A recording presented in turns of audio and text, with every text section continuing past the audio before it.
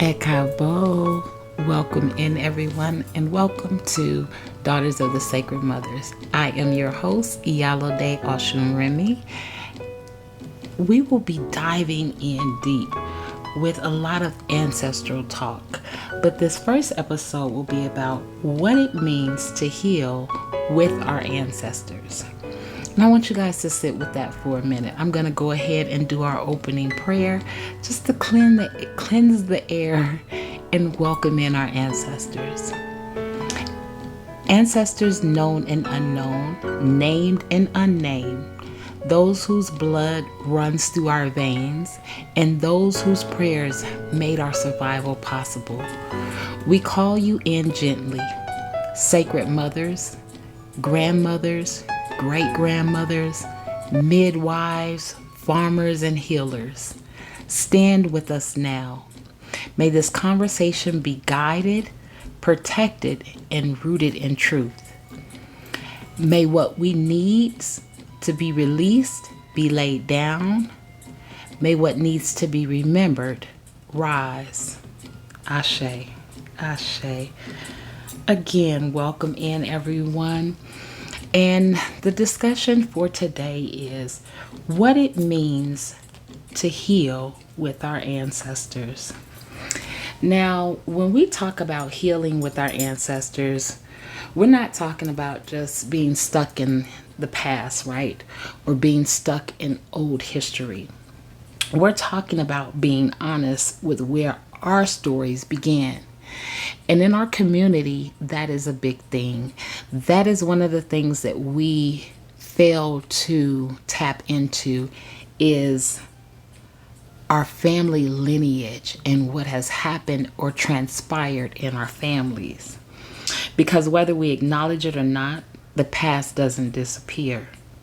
It settles in our bodies, in our nervous system, into how we love, protect ourselves, and survive. I know I, for one, have experienced that, and that's when I began my ancestral journey and how I had to learn who my ancestors were, where they came from, and what their life experiences were. And in doing that, it opened up so much in me and allowed me to release, allowed me to heal, allowed me to connect with them so that I could understand what some of the challenges were that they experienced. That experience is handed down spiritually through the bloodline, through the DNA, and we have to remember to go back and heal that. Healing our ancestors means that we recognize that many of our struggles didn't start with us, but they showed up with us. Think about that for a minute. Our struggles didn't start with us, but they showed up with us. And I know there's a lot of people that don't have this belief of us being reincarnations of our ancestors, and that's fine. I, for one, believe and know that we reincarnate and that energy just continues to transform from one person to the next. And my prayer is always for my children and my grandchildren, which I have 3 children and 10 grandchildren, that none of the trauma that has been passed down through the generations pass down to the next generation. So I've made it my purpose to always talk with my children, and my oldest granddaughters are 13 years old, so I have conversations with them. But not only do I have conversations with them, but I have to heal patterns within myself, right? Patterns that showed up from my grandmother, my great grandmother, my aunties, my great aunties, my uncles, all of that stuff. My father was a very heavy drinker, and a lot of his brothers were heavy drinkers. And I did notice that came from the family. And so I was never a big drinker, even though I did drink every once in a while. But drinking caused them to have epilepsy and Even though the epilepsy may have already been there, the drinking didn't make it any better. So I was one who I never wanted to be a heavy drinker. So those are some of the things that I'm talking about when I say those things that show up with us, right? So we have to learn to dig deep and how to get in tune with our ancestors in order to heal those past things. If we learn to sit with ourselves and we learn to meditate, meditation is not about silencing the mind, right? Meditation is about hearing and remembering. And so during those times of meditation is when you see those patterns or when you hear those patterns, and it allows you that time to reflect, connect, and to destroy, right? Destroy that energy or transform, because we don't destroy energy. Energy is transformed. So transform that negative energy into something more positive. So if we're transforming negative energy into something positive, that is what we hand down to the next generation. Some of us inherit silence that was not meant, that didn't mean safety. I'm sorry, I'm stumbling over my words, but silence that didn't mean safety. And I did make a post not long ago about me thinking my silence was my strength, but it really wasn't. What it did is it took away my voice to speak my truth. And so silence is very important when we're gaining wisdom. But once that wisdom has been gained, that silence now goes away and allows you to speak your truth.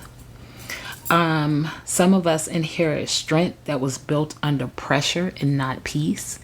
And that again is that fear that was built in pressure, and we mistake it as peace, right?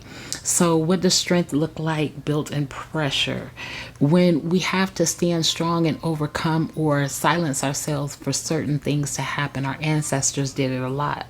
We don't have to do that now. But inner peace is the peace that we're looking for. That inner peace that brings about a change. That inner peace that knows, you know what? I'm going to confront this. I'm going to address this. And then once I confront and address this, I will be in peace. I will have that peace, right? All of these patterns may have been necessary then, right? But they no longer serve us any good. These patterns does not help us progress and grow into the beautiful women that we're meant to be. When you think about your own lineages, what behaviors or patterns do you see that feel older than your lifetime? That's a question I want you all to sit with. Jot it down. Don't answer it right away. Take your time, right? And not that they were wrong, they're just old, right? They're just old. So often, healing culture asks us, what's wrong with you? Think about that for a minute. If someone continues to ask you what's wrong with you, where does your mind go? And then they ask, why can't you get it together? Why can't you get it together? Why are you still struggling?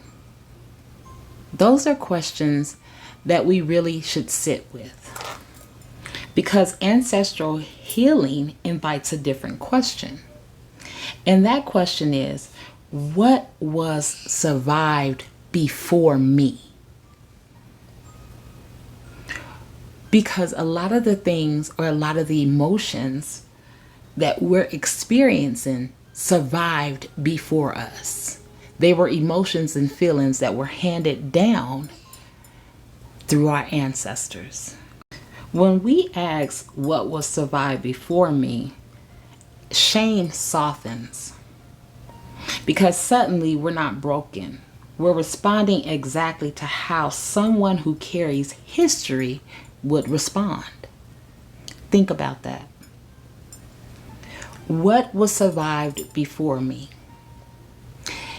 The shame softens and allows us to go back and think about experiences that happened before we were even born, that's still being handed down from one generation to the next. Now, what this is really called is healing ancestral karma, because our ancestors had dealt with a lot and we're still dealing with it now. See, there is something that we don't realize. All of our ancestors were not benevolent. There were some malevolent ancestors, right?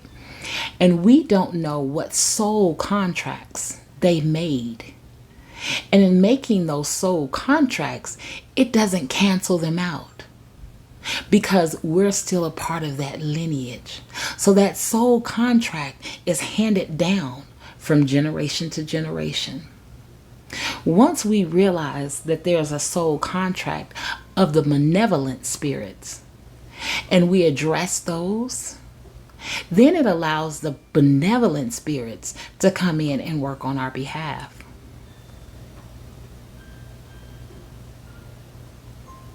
Just think about that for a minute. What emotions show up repeatedly in your life? What responses show up repeatedly in your life? Where did you learn to respond that way? Where did you learn to respond in screaming or yelling or arguing? Where did that come from?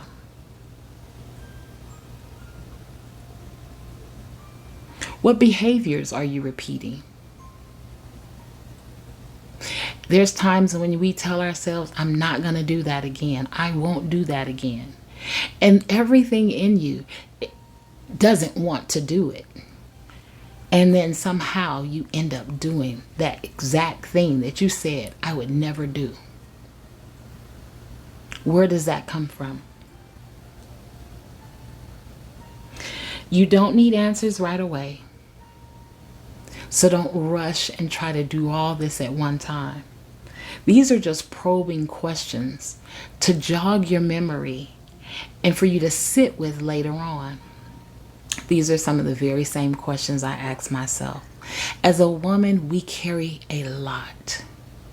We carry a lot because we're not only mothers, we're daughters, we're sisters, we're cousins, we're wives, we're girlfriends, we're spouses, we're all these things, right? And so we have a lot of hats to juggle. But when we really sit down with ourselves and start to ask ourselves questions that would help heal instead of help to keep us in a stagnated place. Because some questions we just don't ask the right questions, right? Some questions we ask out of our emotions. Some questions we ask out of frustration. But when we really sit with ourselves and we ask ourselves these questions and allow ourselves to sit in these questions to really get an answer so that we can bring about a change or result, is where the true healing comes in at.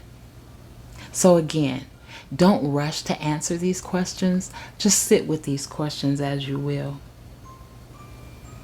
Healing with our ancestors is not about blaming them either. It's about honoring their survival without having to relive their pain, their wounds.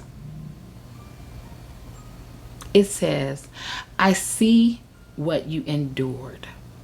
I think of what you passed down, and I choose to transform what no longer needs to be carried. What energy are you carrying that needs to be transformed? It's not rejection, but what it is it's elevation. What does it feel like in your body when you shift from self-blame to ancestral awareness? Where do you notice the softening, the breath, and the release?